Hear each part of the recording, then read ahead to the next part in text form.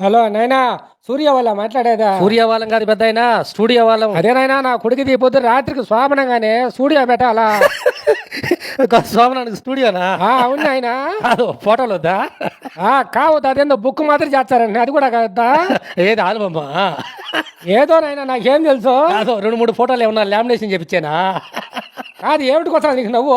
మా స్టూడియోలో ఫోటోలు తీసేవాడు సక్కలకి పెడుతున్నాడు. కాదైనా వానకి ఎత్తుకొని పోతారు చూడు, గొడుగులో ఏంది ఎత్తుకొని వస్తారా? ఎత్తుకోరా అంటే మర్చిపోకుండా. పైన హెలికాప్టర్ మాత్రం తిరుగుతూ ఉంటుంది చూడు, అది కూడా ఎత్తుకొచ్చావా? ఎత్తుకోరనే, మా కోడాలి మా కొడుకు శోభనం కదా, బ్రహ్మాండంగా తీయాలా? ఆయన కాదు, ఏమిటికి వస్తా నీకు నవ్వు? మా సభలో నా కొడుకులు సక్కలకి పెడుతున్నారు. నేనైనా ఫోటోలు తీసేవాళ్ళు నలుగురు, వీడియోలు తీసేవాళ్ళు ఒక నలుగురిని తోడుకోండిరా. కాదు బెడ్రూమ్లో నిలబడి కొని తీయాలా? మంచం చుట్టూ తిరుగుతా తీద్దా?